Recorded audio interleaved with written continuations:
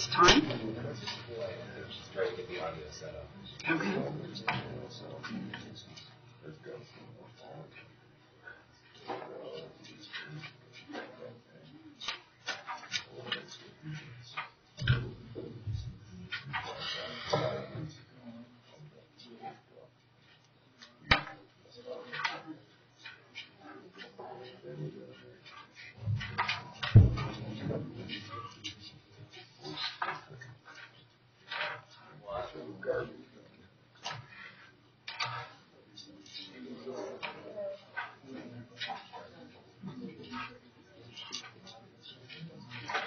So when should they disclose my wife comments and stuff?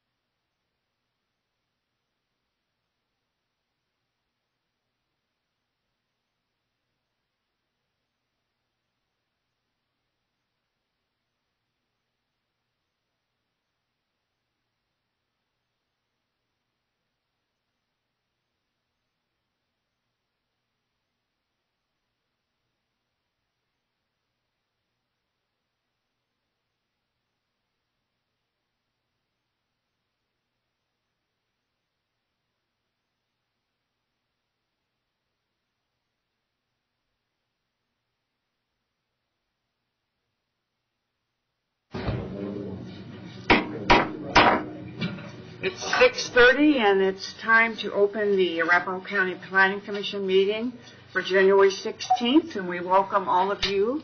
We have 3 different items on the agenda tonight, and I don't think there are any announcements from staff, so we'll move right to the first case, number Z17002, South Gun Club RV Storage Preliminary Development Plan, and we will hear from staff first.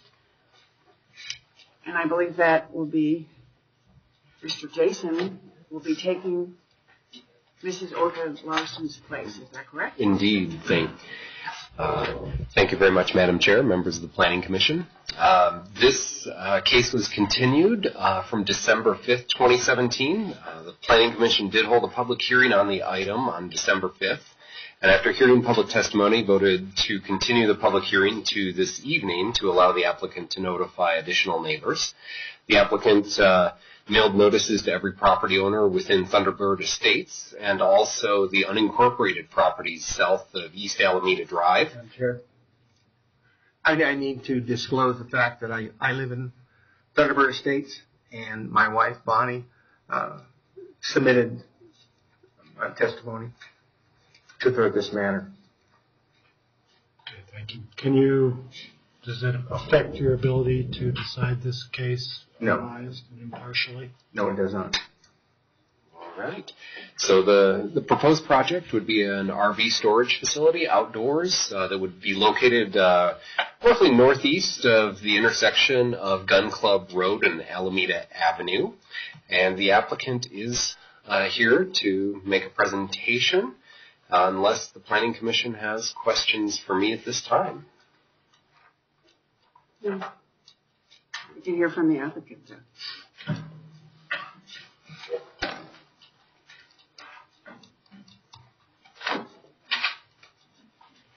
Transfer the mic here, Mr. Simon. Now it comes off. Turn it on. We'll get you a working microphone.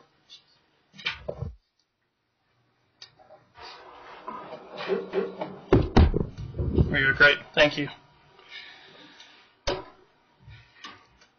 Looks like a nice place to be, doesn't it? Good evening. My name is John Olsen. I'm with Altitude Land Consultants, and we are the planner for this project. As I spoke to you guys prior to the holidays. So I'll go back through the presentation. We did, I think last time we had a couple of technical issues, so hopefully everything reads a little bit better this time and a little more clarity, especially in the photos. As mentioned before, it is a 10-acre site, 5 acres of which we're planning for RV boat storage, as well as the detention pond area. The remaining 5 acres is predominantly undevelopable. as it is in the 100-year floodplain. I think is Chuck here tonight for engineering? Okay, great. Perfect. As mentioned before, there's the team that goes through this. We do have the developer present tonight. An overview showing the area. The highlighted area is in the center. It's a very long linear site. Does not back up directly to E470. However, the visibility is certainly from there on the gun club. And you can kind of see some proximity to where Thunderbird Estates is over here. 107 approximately postcards went out, so hopefully everybody's received that on good notice. Just a little bit closer zoomed in view of the site. Undeveloped. Here's the site plan, again showing that area of what is open space. The area over in this area is for the detention pond, RV boat storage in here, and then of course the open space up in the front, providing that buffer from the street. Some proximities, some distances in terms of how far things are away from adjacent neighborhoods and homes.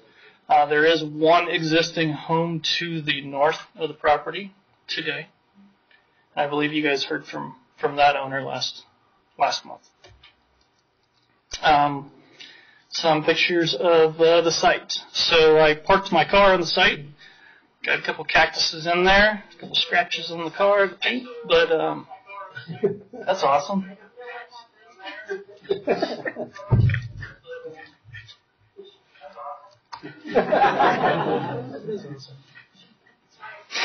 Yeah, no worries. I hate hearing myself talk, so I apologize that you all have to. Again, here's the car on the site. I took some pictures to show where that, so you can see as I walked around the neighborhood and from those sites.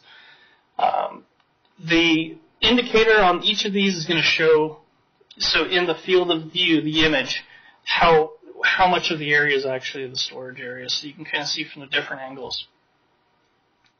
This is from the intersection of Gun Club and Alameda, which is to the southeast of the property. Showing where that site is, there is an existing berm there today that kind of shields it from there, and that's from the Gun Club property. Again, further back, this is closer to what is an existing home on that property. As I walked through the neighborhood, I apologize, I don't remember the name of the street. But as I walked up and down the street, here's some more photos kind of looking out from there. So you can kind of see where that actual area is from here. This is getting along Gun Club again, but to the north of the property. And this is at the southwest corner of that area of the property. As mentioned before, there is a large mixed-use area or zoned area that's currently vacant that's directly across the street from the property. Floodplain maps, which I'm sure, as you get into things, Chuck will probably want to talk about this, shows where the site is. Here's the rectangle where the floodplain map actually falls into the property. This is, and Chuck will have to correct me on this, but today this is the area that is designated or currently as floodplain. This is the area that they have determined that as the floodplain gets amended will be included in that official flood area. I'm sure there's more technical terms to it than that. You all can read that, I'm sure, and that. So we had some concerns and some questions that came to us, and I thought it would be helpful to go through those with you all tonight. So one by one, there's just two slides of these, and I think I'll be about wrapped up. One of the questions was to have the surface of the property be as an asphalt or concrete. We've gone through and considered all of these, and ultimately this has been planned as a compacted road base. We had originally planned to do asphalt for the entry drive, but given that it is in the floodplain, that is not a possibility. The asphalt and concrete for the rest of the site has been deemed to be too cost prohibitive to make this site work in this use. So we would not like to be subjected toward that. In terms of fence materials, I understand the desire to have a PVC. We are planning a, jump in and correct me if I'm wrong on this, Chris, I'm trying to remember, but we have an 8-foot fence on the south, or I'm sorry, on the east that fronts towards Gun Club, and 6 foot surrounding the rest of it. And that is all going to be a cedar fence. We had looked at doing a black chain link, and for the guidance of the county, we were to do cedar. The request was for a PVC fence. We do have concerns of that. PVC can be actually kind of obtrusive, whereas the cedar begins to blend into the actual view corridor. So as from the neighborhood, we feel that you'd probably be better off to have a cedar fence so that you don't have that obstruction and also the glare that can come from the neighborhood. The 25-foot road-based shoulder, it's not necessary. There's not much traffic that would be generated by this, and widening wasn't warranted nor required by the county. There are some traffic calculations which we had sent over to Molly, and I assume Jason and Chuck have received those as well. Fire hydrant. In terms of fire safety, everything has been provided for the fire safety on this property as required and in addition to. On that, wait a second, let me see if we touch on it here. We kind of will here in a second. So another comment was the access lanes are too narrow, and again, we're meeting the requirements of Arapahoe County. Lighting system, the comment and the question was to provide a motion detecting light so the lights wouldn't be on all the time. We are planning to do exactly that, along with cutoff lights, decrease light pollution for the site. Porta potties has been brought up in comments. However, they've never been proposed for this site, and they're not intended to be on this site. The dump station it was a 2x2 by 6 inch area for dumping. It was requested to have that larger. We have grown that to over double the size, or at double the size, at 4x4 by 10 inches instead. Or are willing to do that. The plans still reflect that, but that can certainly be a condition of approval. We're completely fine with that. Hose will be also provided with a 1,000-gallon tank. Oh yeah, for that area, there will be a hose for rinsing into that area as well. And beyond that, I think there was a question about irrigation and trees. Irrigation will be on site. We are providing that through 3 different areas of cisterns that will be gravity fed, and if need be, a pump for drip irrigation for the plants to help get them established. From there, I guess I'll turn it over to questions. Are there any questions from the Planning Commission? I have a question regarding the access. So Gun Club Road is a 2-lane road, correct? Yes, it is. So, Sorry. Thank you. So if you are, and I'm assuming you are anticipating access both from a left-hand turn and right-hand turn into the facility. So is the idea that it would be safe or acceptable to, have your rig sitting there waiting to turn left into this facility and kind of blocking the traffic? Because I think it can get pretty busy over there. So I guess, what are your thoughts as far as accessing this site when you're actually pulling a trailer or a boat or something similar? So is the question in regards to? Yes, I'm kind of confused by the question. So safe access to your site. Okay. So the movement will still be the same. I mean, there's not like a queuing area. So the gates, and if that's the question, the gates won't be until back here, and there's a turnaround over in here. So in terms of like cars queuing up waiting to get in, that won't be an issue. That's not. Sorry? Please no questions from the back. You can come forward later and make a statement. I'm happy to respond to it anyway. The question was why there wouldn't be an issue with queuing in. And it's because of the use of an RV boat storage. It's not an intensive traffic generator. Actually, single-family residential generates more traffic. Sure. I think it's not so much. My question isn't so much, is there going to be traffic generated by your site? It's how the people who would purchase a space are going to have safe access based on the traffic on Gun Club Road. Because I think there's a lot of traffic on that road, and if you're going to turn left with an RV into this site, and you have to sit and wait for a significant amount of traffic oncoming to pass you, have you taken into account any security concerns there, safety concerns? And also, right-hand turns can be a similar issue because you have to move pretty slow with one of those rigs. So it looks like you kind of got your standard turn in as though you're kind of a car versus a big rig.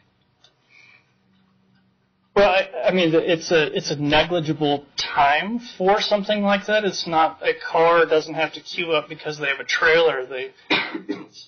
It's people that would be driving these things and knowing how to turn them. So I mean, we're not talking about a massive amount of time for a car to come in. It's not a bus to a railroad tracks or anything to that nature. So I guess unless the county or if Chuck would like to respond to that, I mean I'd be happy to hear what he has to say, but I don't see it being significantly different than a typical single occupant vehicle. Thank you. Sure. Are there any other questions? Are you going to have a well on site? I don't believe there is a well. No, there will not be a well. So you're going to haul water in for your... Yeah, there will be 3 cisterns on site, and they will all be filled.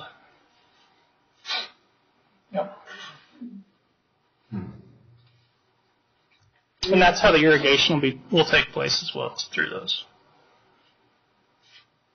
Mr. Brummel, are you done? Yes. Okay. Are there any other questions, Mr. Stahl? No. Okay. All right. Thank you very much. I have a question. Okay. This fire hydrant issue,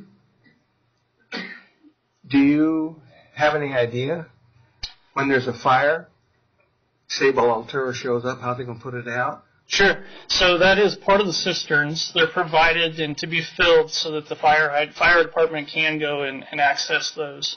And there is an access for the fire department that meets the requirements in the driveway. So what kind of volume is in those cisterns approximately? Was it 2,000? 5,000 gallons? Just 2,000 gallons each, and there's 3 of them. 6,000 gallons. Yep. I have another question. The parking lot surface. I've seen other RV storages, and most of them are concrete, which allows the surface water to flow easily off and be caught and taken in to the retention area. So I don't understand how the difference in cost would stop the RV park from being built. I mean, it wouldn't be cost effective when other RV parks don't use road base. So, and maybe Chris wants to respond to this too, but it's my understanding that the majority of the RV, if not exclusively all of them in the area, use a compacted road base and not concrete asphalt.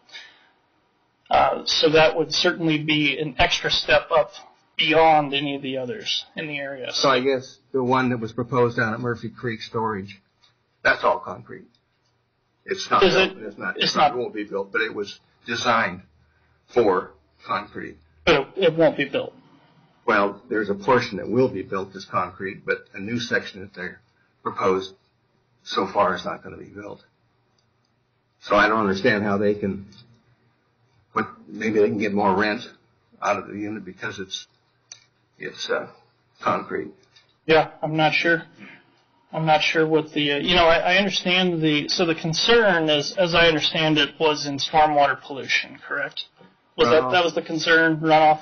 And circulation of contaminants down through Sure, so they go slow. So via grading-wise, The site will all go to the detention pond, which is shown up here in the northwest corner of the site. In terms of the concern of pollutants or sanitary issues, the reality of RVs and boat storage, while we are providing that as an option to empty into the I'm going to use the wrong word into the dump station, the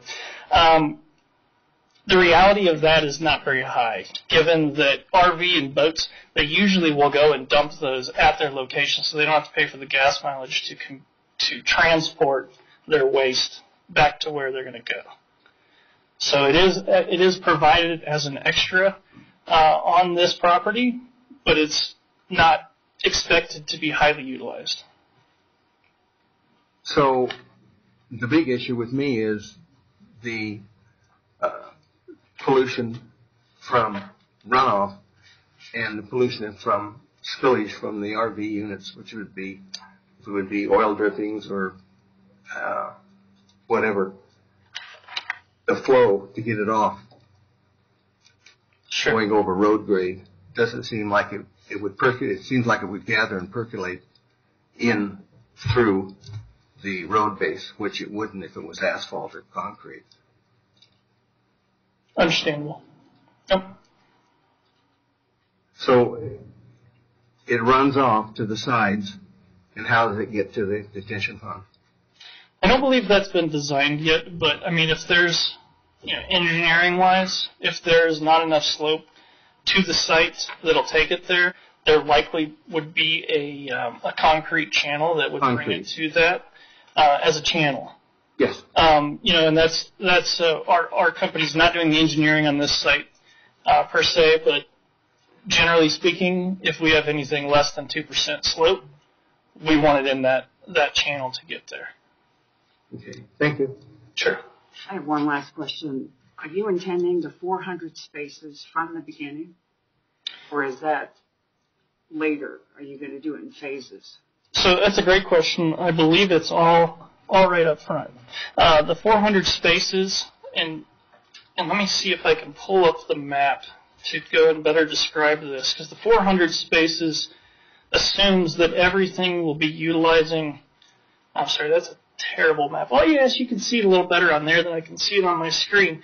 But you can see these spaces delineated on here. So the 400 spaces would be the smaller spaces. So if you have an RV, it's effectively going to take 2 spaces.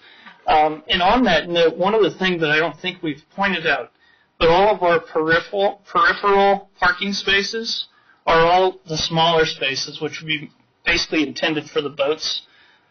So they're a lower profile vehicle than what your RVs would be. So as you're looking into the site, the fence is it's not going to be fence followed by a very large, thing. It's going to be our smaller things are going to be at that fence, and gradually it goes up. So your line of sight, it follows that. Another question that I think was brought up in the other was the question of the berm. And we've talked that over, and our client is fine to do a berm. However, I think that question we would need to, along the, on this gun club facing side right here, given the floodplain constraints over there, I think I would have to defer that really, though, to Chuck to ask if that is even a possibility, because you're basically impacting floodplain by adding a berm in that area, adding fill to what would be the floodplain area. Thank you. I got a comment. So with that berm and the flood comes, to me it would keep the flood waters from entering your storage area and flooding it. And say you put a 4 foot berm, then it would keep the RV waters or whatever inside, and any water coming from the outside would not intrude and go into your detention pond, overflood, go into the dump station, and out it comes, and there it goes. So To a degree, I would say yes, but being somebody whose basement recently flooded, and when we actually had precipitation last September, water will find its way anywhere. If to a low point, it would work its way around that berm and into the parking lot at likely the access drive. It seems that with the berm and the fence on top, it would really provide a good screening for anything behind there. Yeah, and I understand that. And I think we're fine to do that. 6 foot fence, you got 10 foot of screening, right? Rather than 8 foot.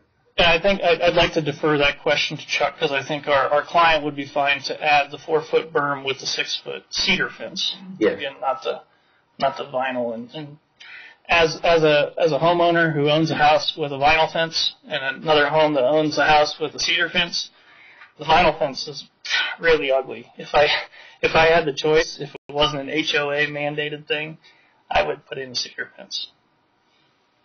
Okay, thank you. You're welcome. Okay, we'll call on you later if there are more questions. I'll keep that here for now. Neglected to mention that we do have a quorum of the Planning Commission here, and only Mr. Rosenberg is absent. So we will now open the public hearing and ask that if you want to speak, that you limit your comments to 3 minutes, and there is a recording made of the meeting, so keep that in mind as well. And I will read off the names of the people that have signed in. The first one is Margie Sobe on Addison Court, and she said she wished to make a statement. So please give us your name and address for the record. Hey, good evening. My name is Margie Sobe, and I live at 1403 South Addison Court in the city of Aurora. I am president of MCGC Neighbors, a registered neighborhood association for Murphy Creek and other communities along Gun Club Road. Our group, which includes residents from Gun Club Estates and Thunderbird Estates in unincorporated Arapahoe County, worked during most of 2017 to prevent a different RV storage facility from developing at a prominent entrance to our Murphy Creek community, just a few miles south of this one. Even though that facility proposed at Murphy Creek offered a much better design than this one, it still fell short of the requirements of the zoning code, the comprehensive plan, the Murphy Creek General Development Plan, and design standards. In my opinion, the development before you this evening, based on the proposed design and application, disregards Arapahoe County zoning code and comprehensive plan. For example, this proposed project is disregarding the current zoning by requesting a different zoning in order to accommodate and allow the project instead of adapting the project to the current zoning. The comprehensive plan designates this site as employment, which includes research and development facilities, major service and office center complexes, major education facilities, warehousing, etc., and the staff review indicates this project meets that criteria. This facility will be unmanned and contain no buildings, so I fail to see how it meets the criteria for employment. One of the comp plan's policies is to encourage urban development to locate in designated growth areas. Although this project may be located in a designated growth area, I fail to see how it will encourage urban development, and instead I am concerned it will discourage real urban development because other, more desirable businesses will not want to be located next to an RV storage facility, especially one that will have wooden or wire fencing, no buildings, no water, a dump station, and be unmanned. One of the comp plan's goals is to promote and support employment and commercial development in growth areas.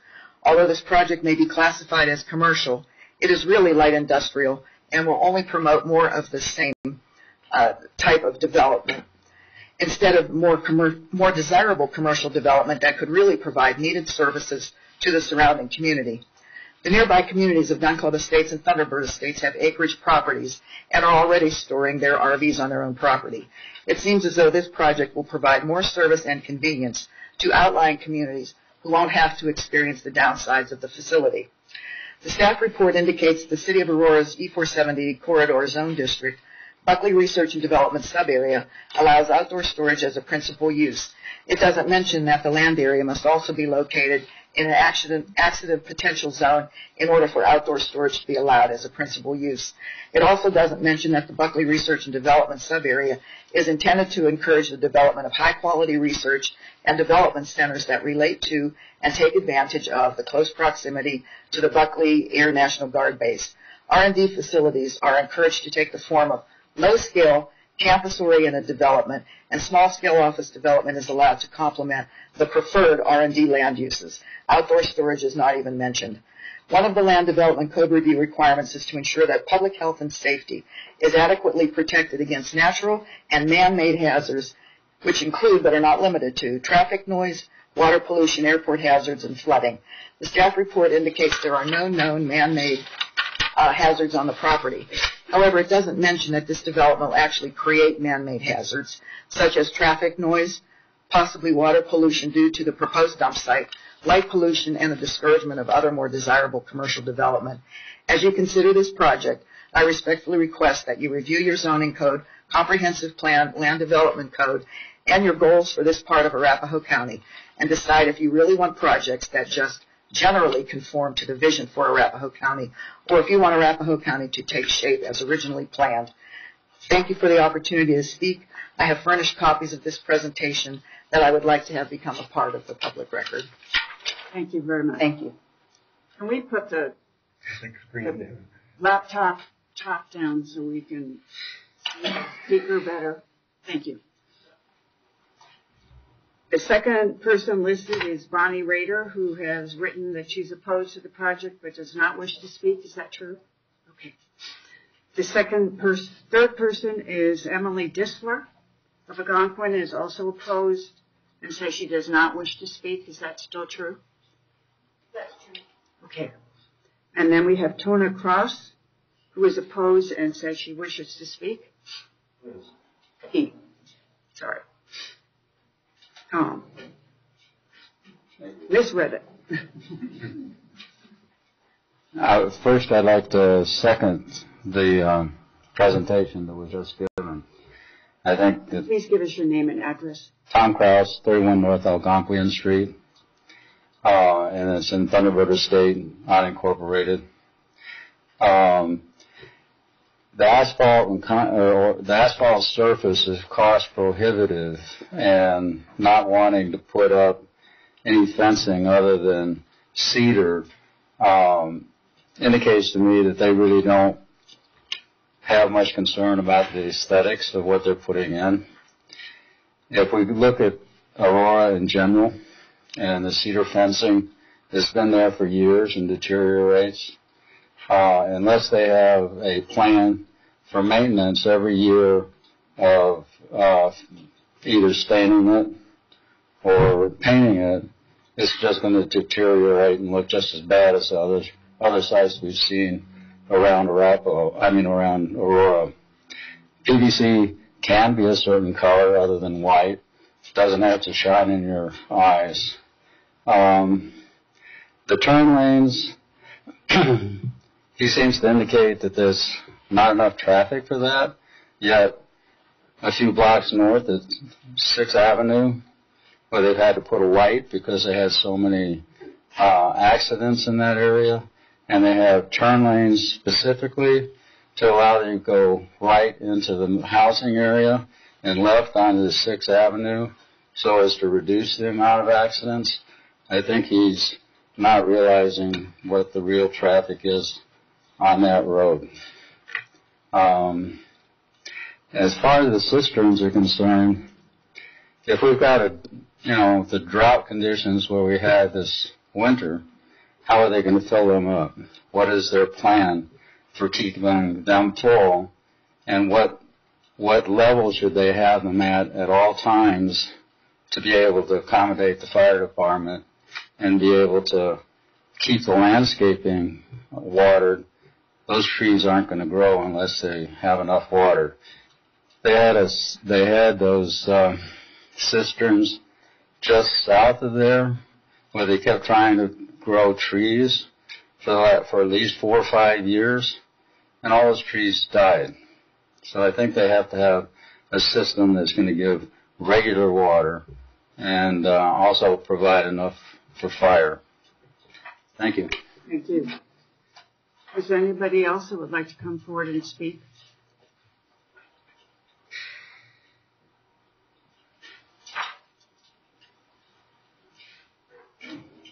Oh, we have more people that wish not to speak, but we'll read the names into the record. Mark Kinslow, is in favor of the development, does not wish to speak. Is that still true?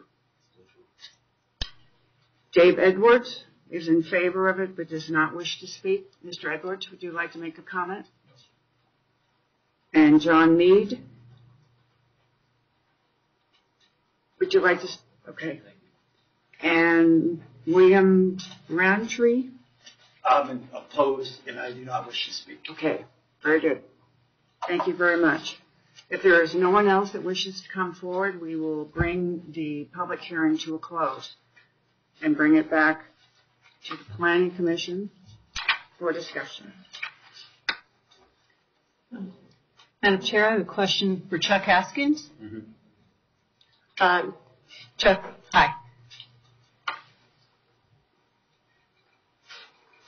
So my question regards, kind of, I guess I'm a little focused on Gun Club Road and the traffic. Was a traffic study required as far as accessing this site in Gun Club Road? The applicant met the waiver requirements for a traffic study. Those are generation of less than 150 vehicles per day, and they estimate there's going to be like 47 vehicles per day. Peak hour volumes of less than 25 vehicles per hour, and they estimate that those are going to be in the range of 4. So they met the requirements for a waiver. In terms of the left turn lane, as I spoke before, I don't believe this would meet the requirements for a left turn lane.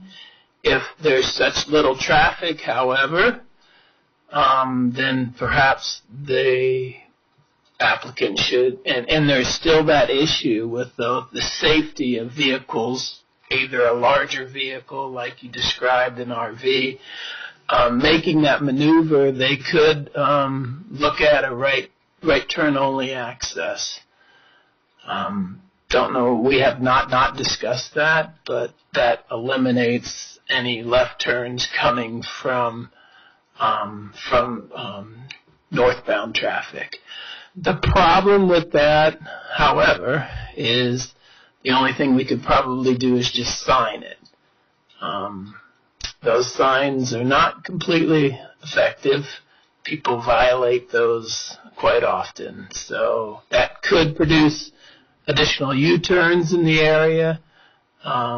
So you have to kind of be careful with that. So that's something we can consider. But I don't believe, not that it won't be unsafe taking that left turn, but the warrants for an auxiliary lane I don't believe would be met. Thank you. That was another question about the address that. Yeah, generally, we don't like to put berms in the floodplain.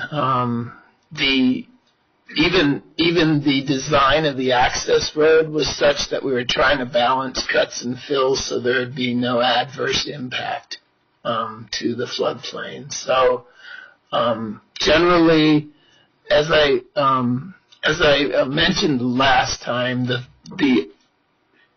floodplain is based on a split flow condition of the creek. The creek leaves its banks upstream of Gun Club, and that's why it spreads way out to the north. Someday there'll be a bridge there. Someday the road will be widened to 5 lanes, 4 through lanes.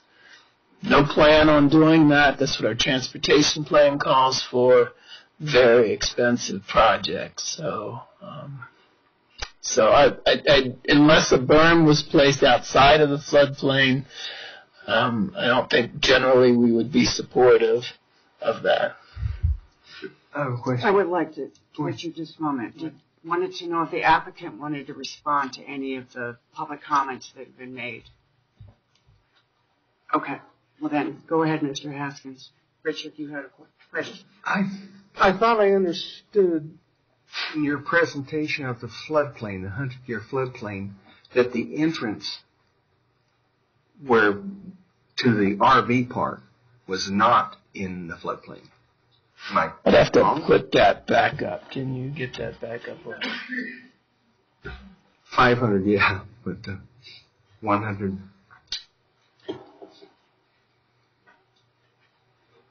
Where's that beach? That's a nice floodplain. Yeah, that other, the site plan, I think would probably be.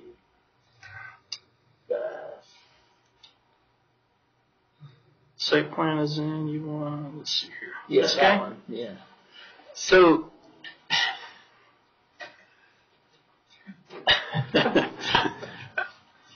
Yeah, thanks. I'm trying to see it.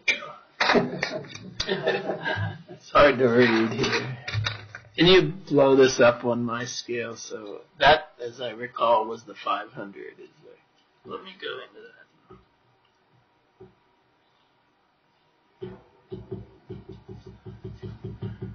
Okay, yeah.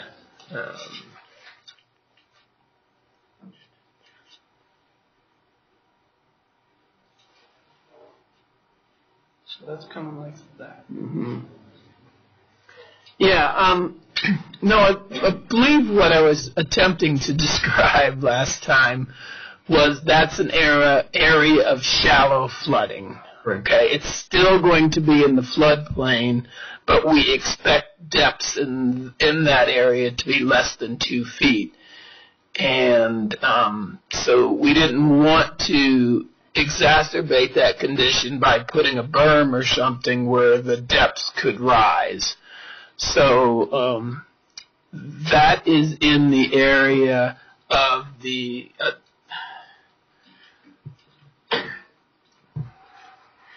so that's what I was trying to describe last time. It's not completely out of the floodplain, but it's in what we call the flood fringe area, which is characterized by low depth flooding. So the RV storage park is in the 100-year floodplain. No, the access to it is in this fringe area, and then in this area. I'm not sure why it's not showing up anymore. Unless this.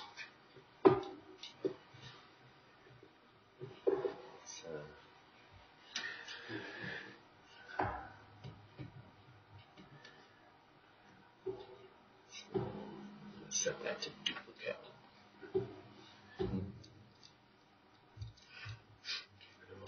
There we go. Yes. So here's the 500 year in the flood fringe area. This is the edge of the floodplain here. So it is built inside the 100-year floodplain. This is outside of the 100-year floodplain, yes. But 10% of it is in the 100-year floodplain. 10%? This area here, yeah, it's really hard for me to read that text there.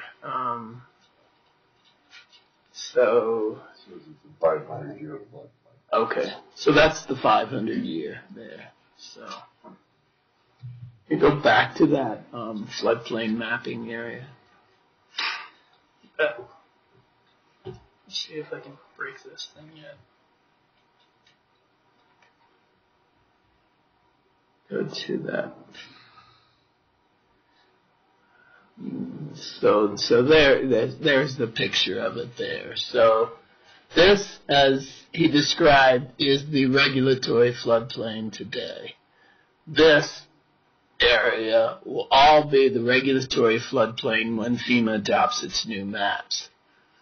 So again, this area, because it's in an overflow condition, is basically shallow flooding. The preponderance of the storage is in here. So I guess if I understand you right, the blue area will be put into FEMA's 100-year floodplain? Mm-hmm. Yeah, it's in the FAD floodplain now. So we regulate the most restrictive. So for all intents and purposes, whether it's FEMA or not doesn't really matter. Yeah. We're looking at all of that as being floodplain.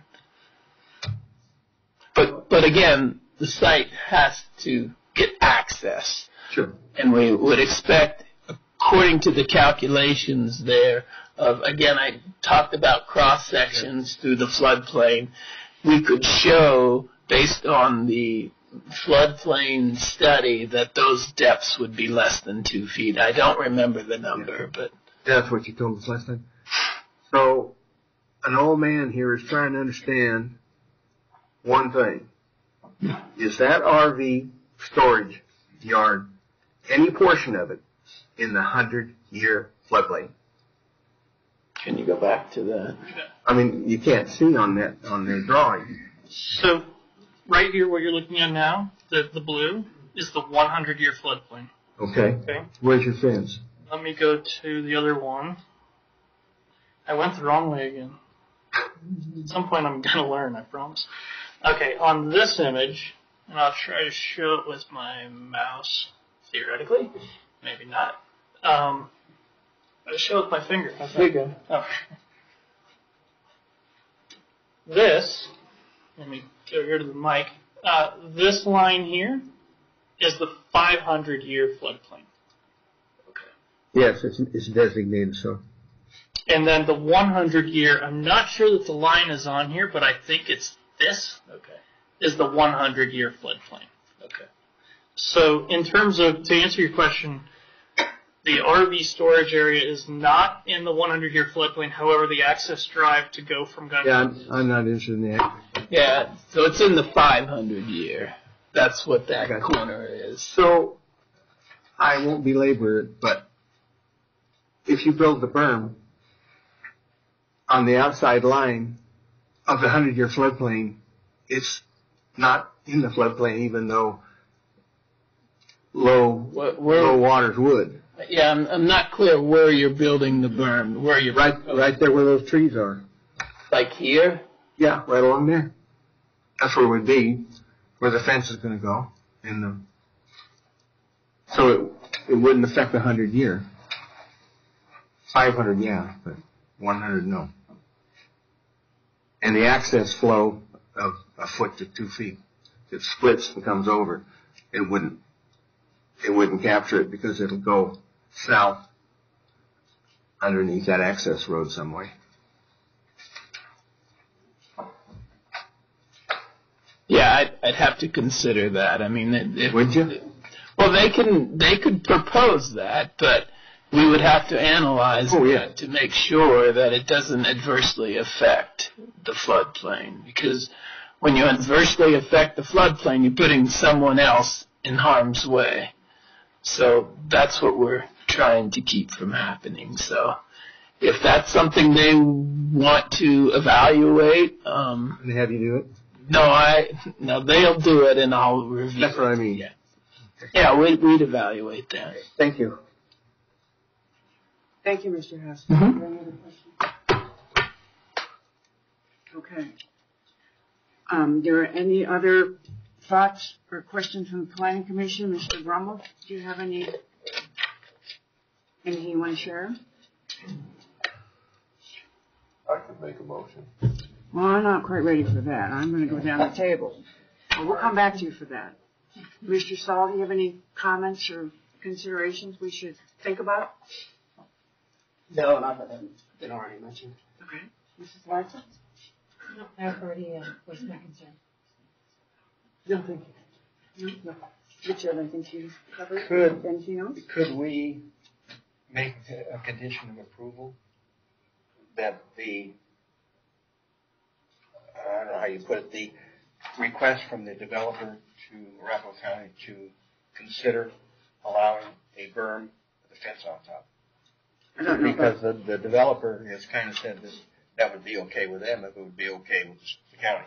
Okay, well, I would like to make a few comments before we get that far. Okay. I went out to Gun Club Estates on Sunday and drove to 6th Avenue and came in back through the neighborhood from the east, and I was amazed by the amount of traffic on the 2-lane Gun Club Road on a Sunday, and in addition to all the rock trucks that were parked in the middle of the road on the south side, and the trucks, I don't know what that must be, Aurora's doing something, and looked at this piece of property from several parts of Gun Club Estates.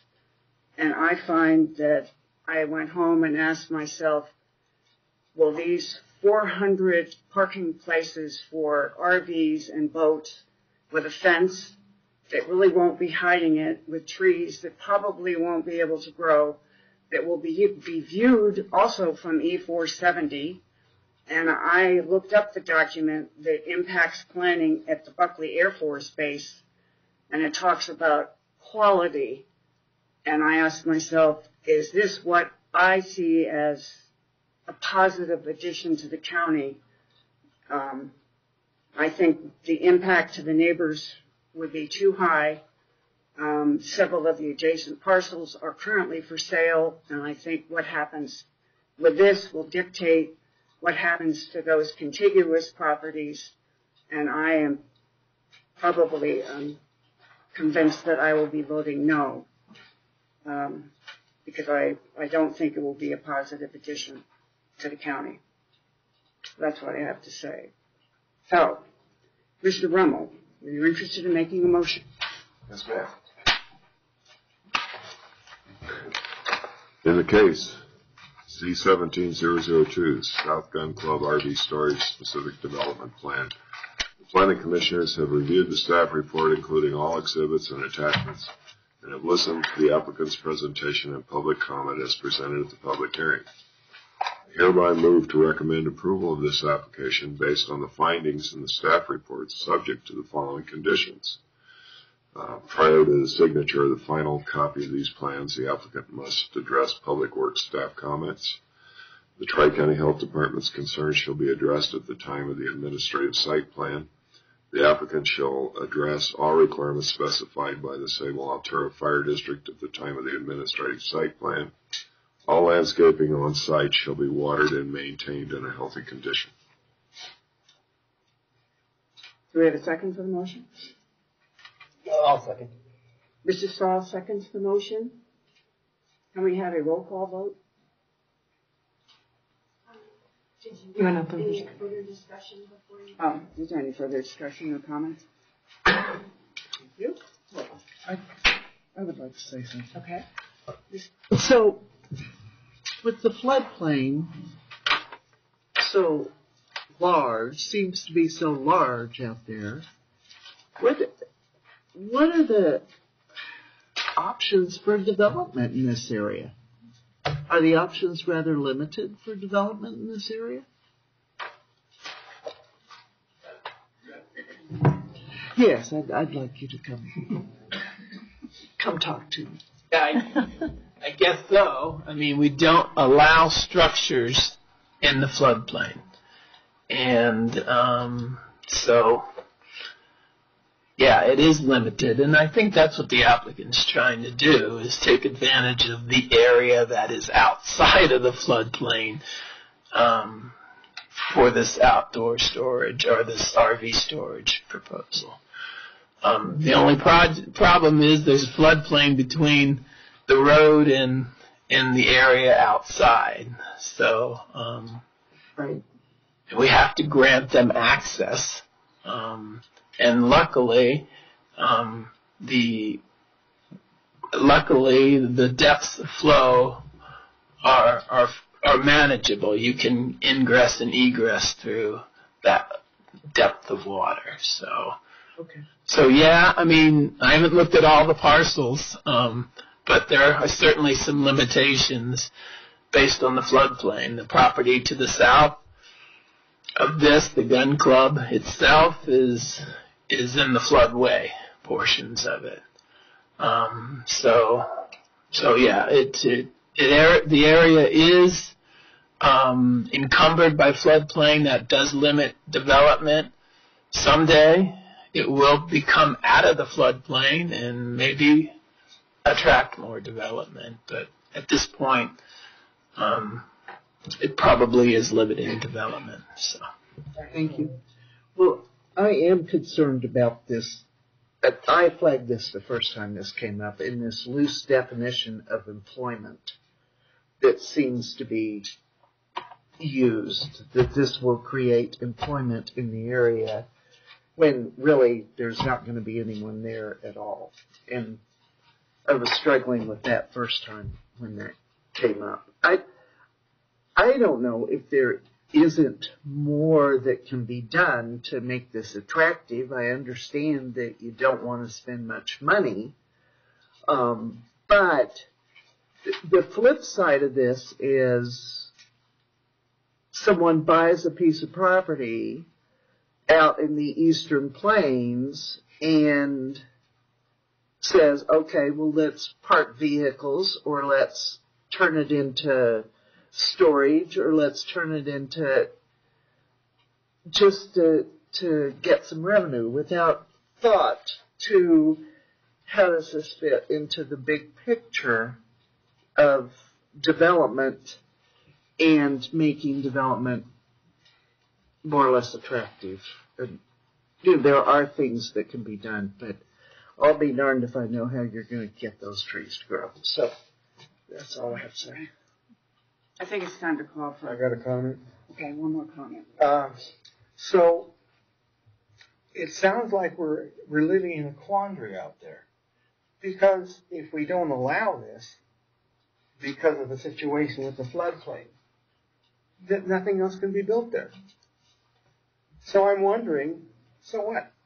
I mean, so if something can't be built, there's a very small parcel, and there's all other kinds of parcels around. And it just doesn't seem to fit the comp plan. So that's my comment. It can set a precedent. Okay, I think we're ready to call the vote.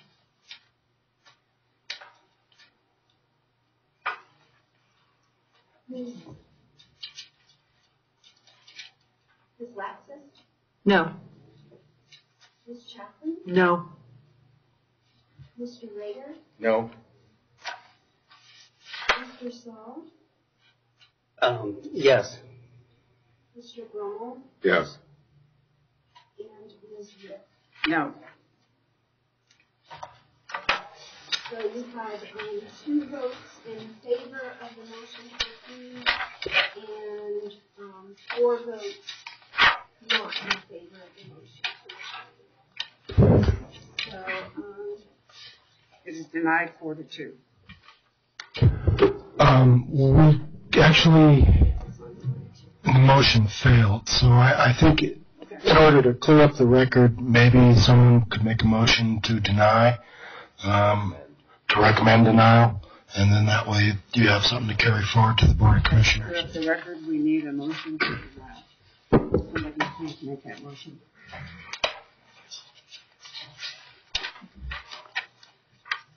Whoever finds it first. All right. Shall I? Chaplain. Yes. In the case of Z17-002, South Gun Club RV Storage Specific Development Plan, the Planning Commissioners have reviewed the staff report, including all exhibits and attachments, and have listened to the applicant's presentation and the public comment as presented at the public hearing. I hereby move to recommend denial of this application based on the findings. It appears to be out of character with the comp plan. It doesn't meet the definition of employment in the area. Impact on neighborhood. The impact on the neighborhood and the traffic concerns. I second. I second. Mrs. Lapsus seconds. I think we should have another voice vote. thank you.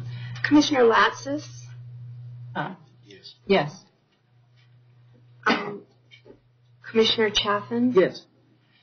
Commissioner Rader? Yes. Commissioner Saul? No. Commissioner Brummel? No. And Commissioner Rick? Yes. And could I ask you to repeat the findings?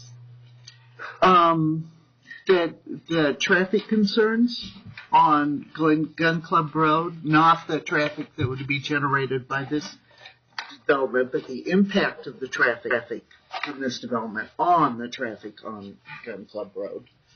That it is out of character, with the other property parcels that it does not meet the definition of employment as specified in the comp plan, and the impact on the neighborhood and other properties. Thank you.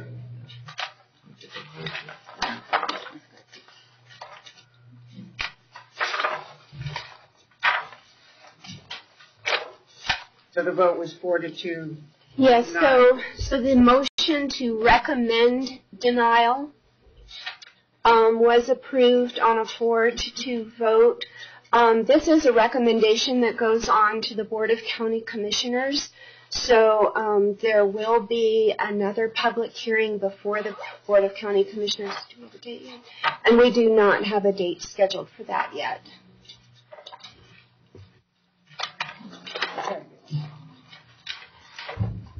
Okay, it's 7:30, and we will move on to item 2, which is case number P17-017, UC Health Stedman Hoffman Clinic, to use sports medicine specific development plan in Inverness.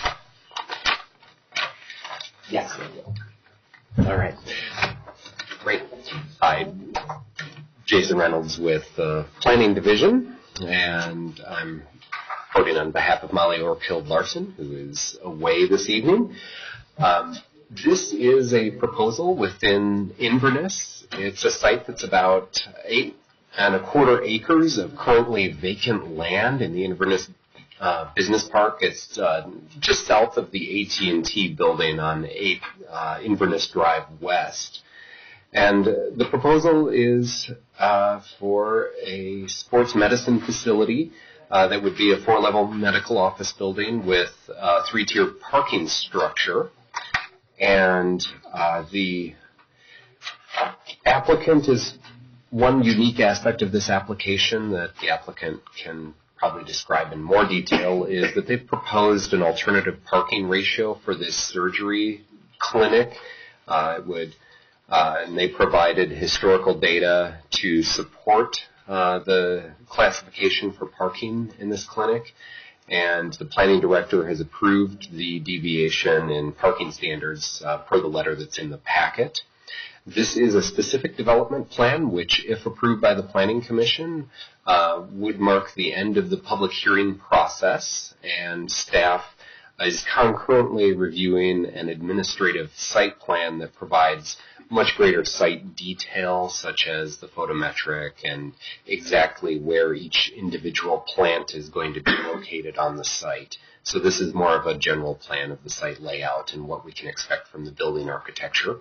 And so far, the administrative site plan is hewing identically to the proposed architecture of the specific development plan, and staff is recommending approval of the specific development plan.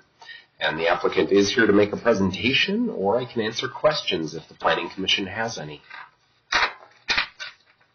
Thank you, Mr. Reynolds. I'll come back to you if you have no questions. I guess we can hear from the applicant.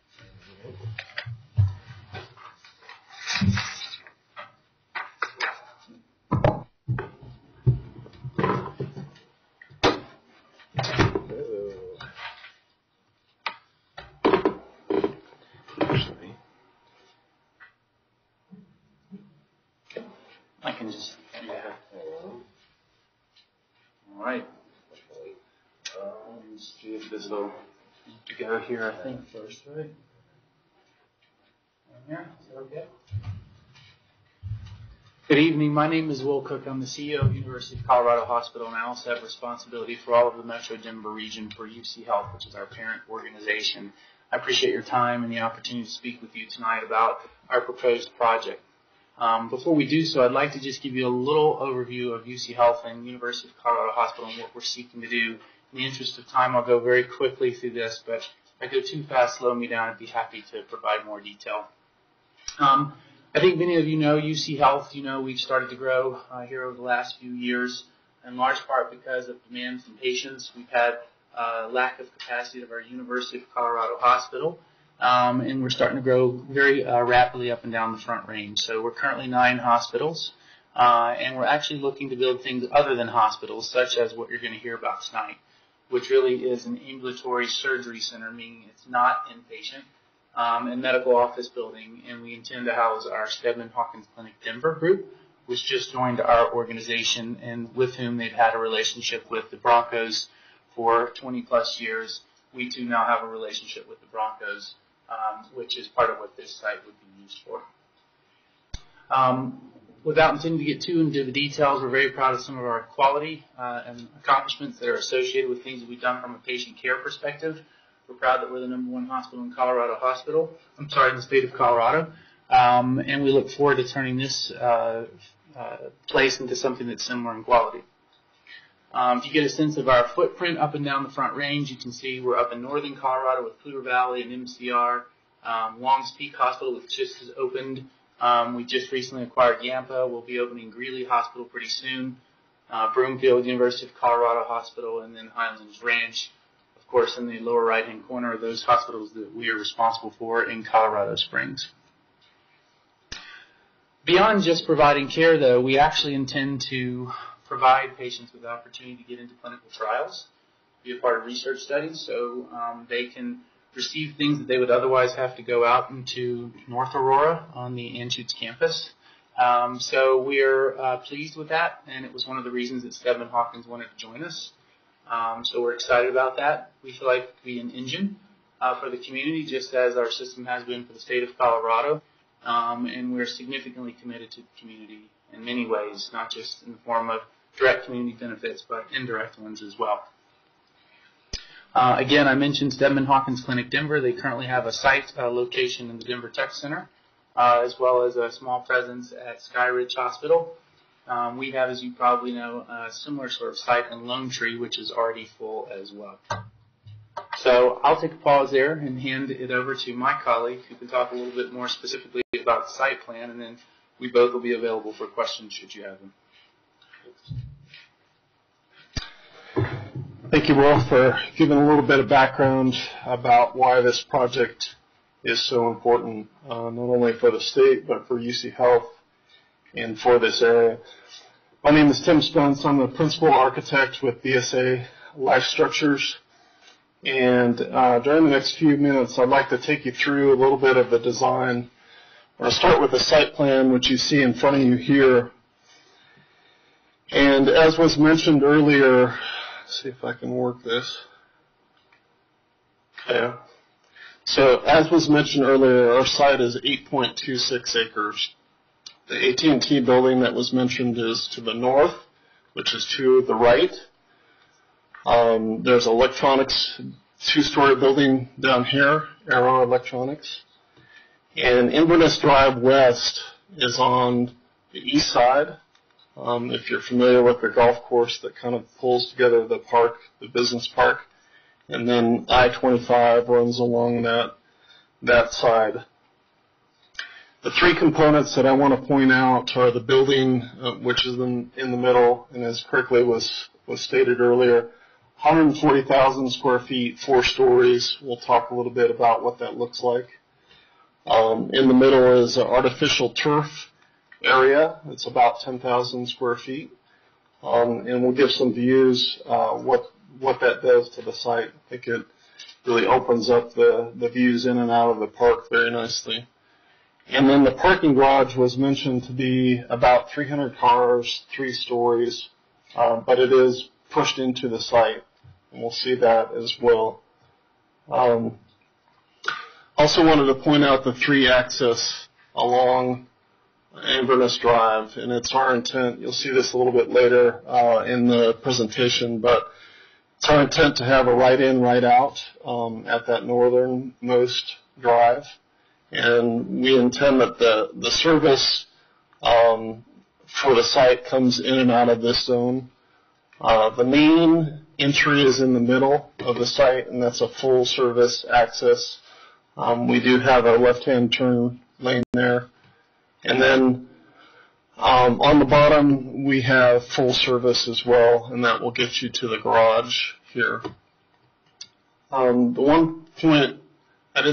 One area I did not point out was the service zone up here, and it's made up of a couple things. There's a loading dock. It's a It's not intended to be a high-volume loading dock, so it's flush. It doesn't have a recessed loading dock to it.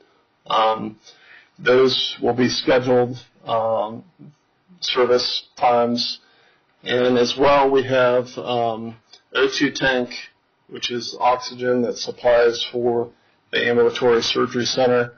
We have a generator with a fuel tank that's actually in the ground. And we also have a transformer and trash cans. All of those are screened from the property, so you won't see those on the site. I'd like to move on to, before I do that, the arrows here we're going to be looking at 3 different renderings. So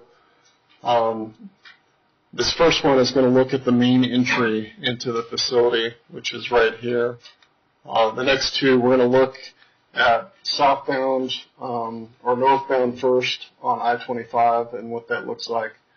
And then we're going to finish with the southbound, the third one up here. So this is a rendering of the main entry, and what you're seeing to the left here is part of the parking garage. It's our intent that the parking garage will be connected with overhead canopy, keep people dry. And this driveway will be the drop-off here. It'll come in under a 2-story canopy here.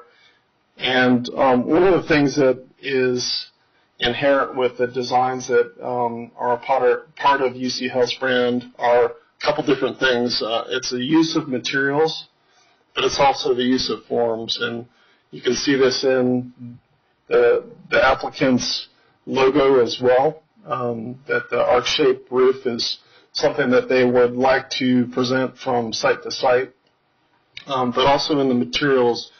And we've been using a Colorado stone, which you'll see on many of the stair towers, as well as metal panel, which is a wood look metal panel. It's not real wood because real wood, as we heard with the previous, deteriorates over time, but it is metal panel that is intended to look like wood.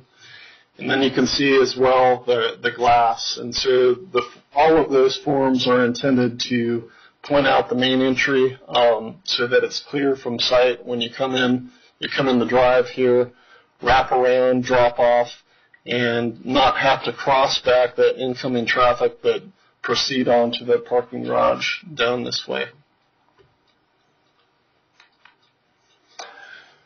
So the second view, as I said earlier, is coming from I-25 heading northbound. And you can see that the parking garage is really built into the site. One of the things that I didn't mention, as you drop from I-25 to Inverness Drive, it drops a full story in topography. From Inverness Drive is 1 story lower than I-25. And so we're able to use that to our advantage and really shelter or mitigate the parking garage so that it's not visually seen. You can see this area here down below is what we have as outdoor playing fields, and what those allow is us to look beyond the building into Inverness Drive, the park, and that was important to the Inverness Park Architectural Control Committee, was to be able to see beyond that and to see they didn't want a large structure blocking that along I-25.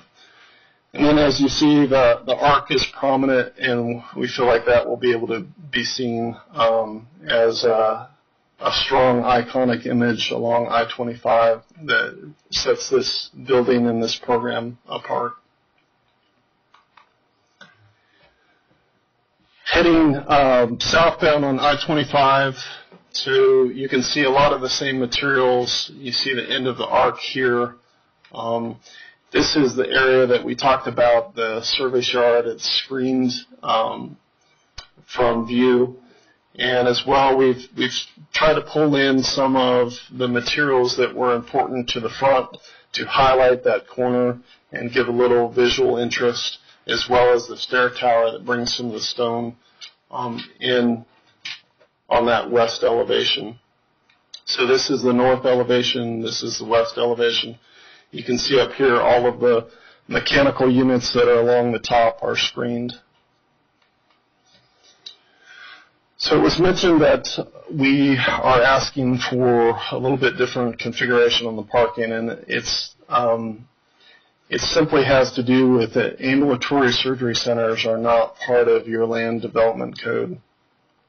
And so we looked across the country and looked at also our own historical experience of 40 years of healthcare practice, and we took the worst case scenario. We've outlined that in a letter to Arapahoe County.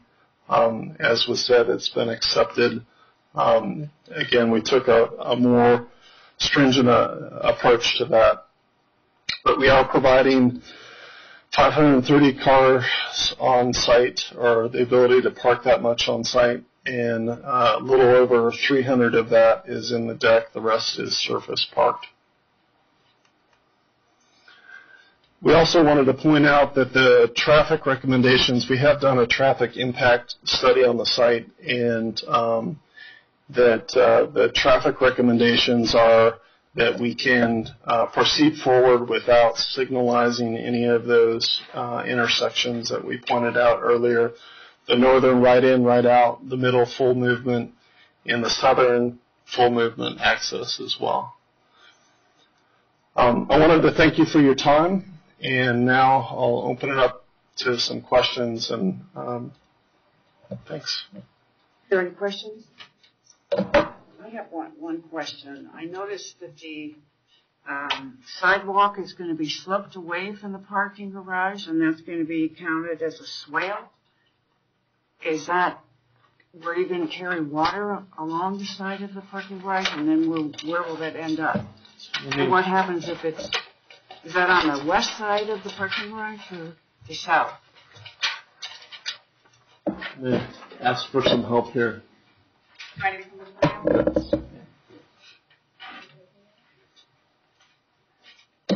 I'm Shelby Madrid. I do not live in Arapahoe County.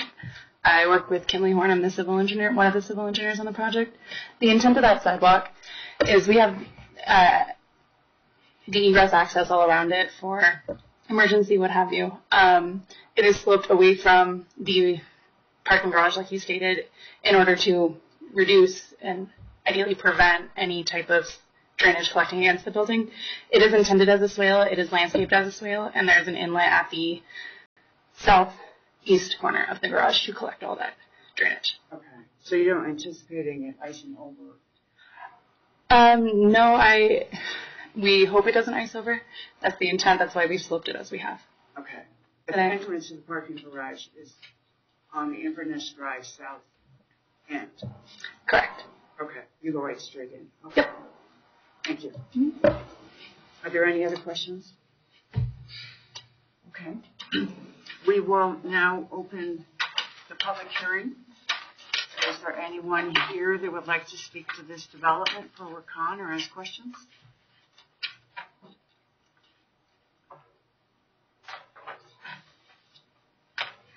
No. I guess no one signed in. Last chance. Okay, we'll close the public hearing. And does developer have any other applicant have any other comments you want to make at this time? Thank you. Sorry. All right. I'm hiding, I promise. Okay, then we will bring it back to the Planning Commission for discussion or whatever their pleasure is.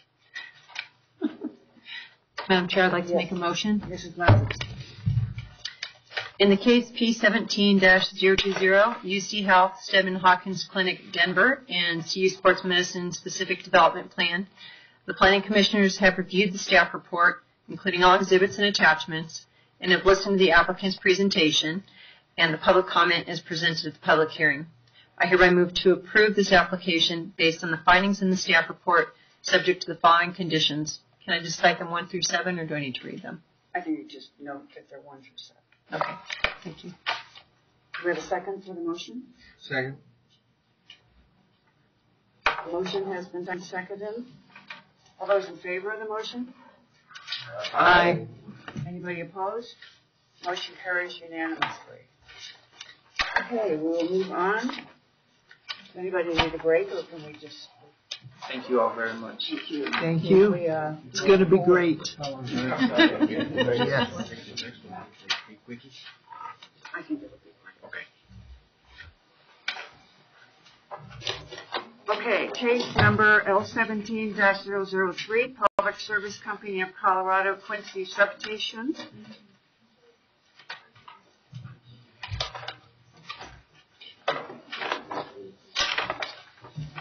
And Mr. Reynolds will summarize the application for the staff.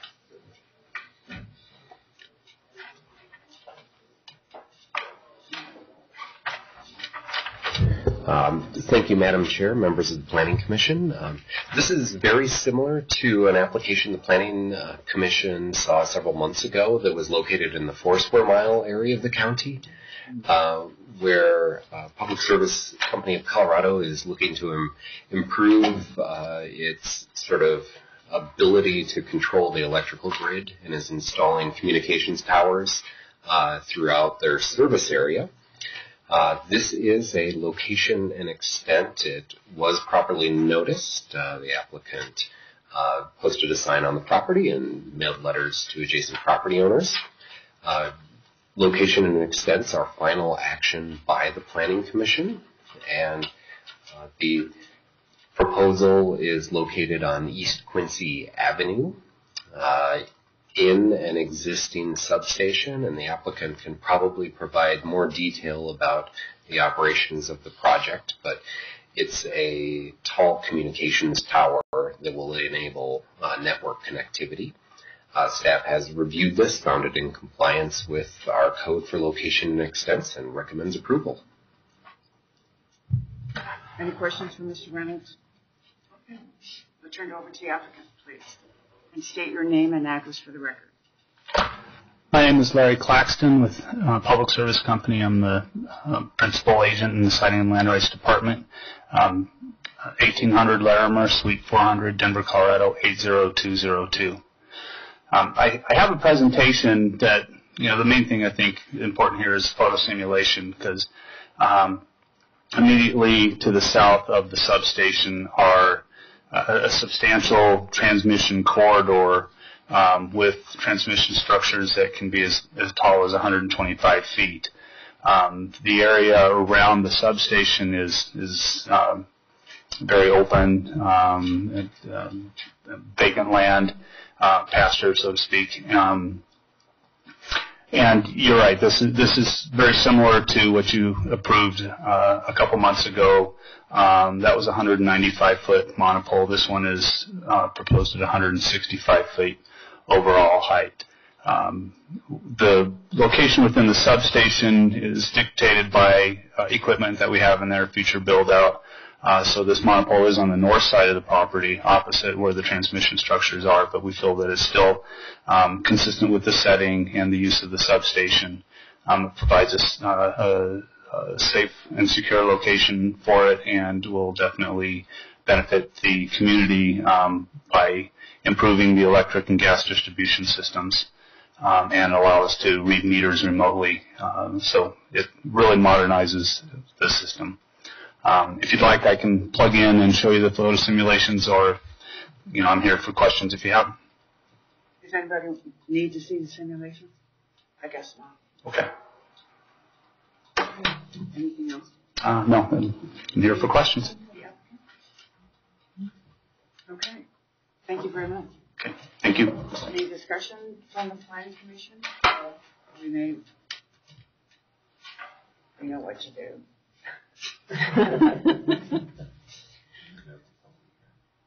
We did have a public hearing, didn't we? That was the other plan. Okay. Yeah. These are open the public hearing. My mistake. Is anybody here? We didn't have anybody sign in. Is anybody that would like to speak? I see none. We will close the public hearing. My error. Okay, we'll bring it back to the Planning Commission for discussion. Madam Chair, I'd like to make a motion. Yes, please. In the case L17-003, Public Service Company of Colorado, Quincy Substation, Field Area, Network Project Location and Extent, the Planning Commissioners have reviewed the staff report, including all exhibits and attachments, and have listened to the applicant's presentation, and the public comment is presented at the public hearing. I hereby move to approve this application based on the findings in the staff report, subject to the following conditions 1 through 4. A second. We have a second? Mm-hmm. I'll second. Very good. Chaffin has seconded the motion. All those in favor of the motion? Aye. Aye. Anybody opposed? Motion carries unanimously. Thank you very much. Thank you. Is there any other business that we need to discuss, Pam?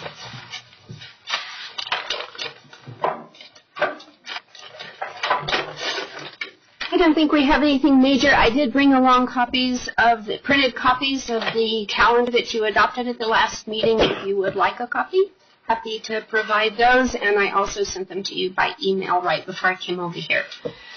So, next meeting, February. February. You want me to look at the calendar? First Tuesday in February. Very good. Thank you very much. The motion is adjourned. Or the meeting is adjourned.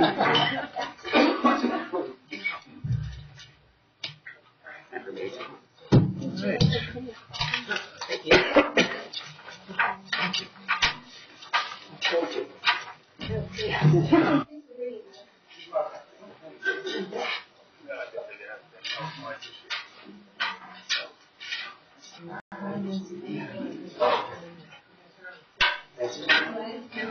That's right.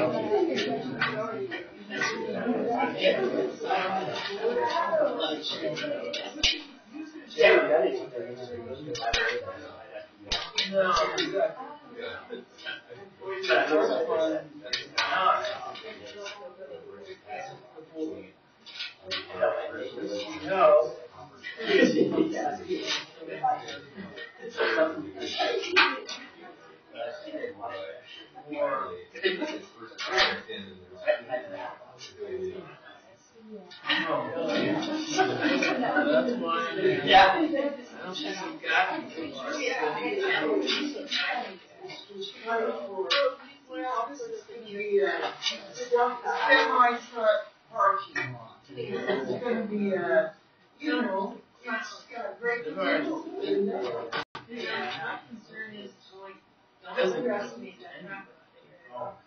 Like, all you need is the sitting there trying to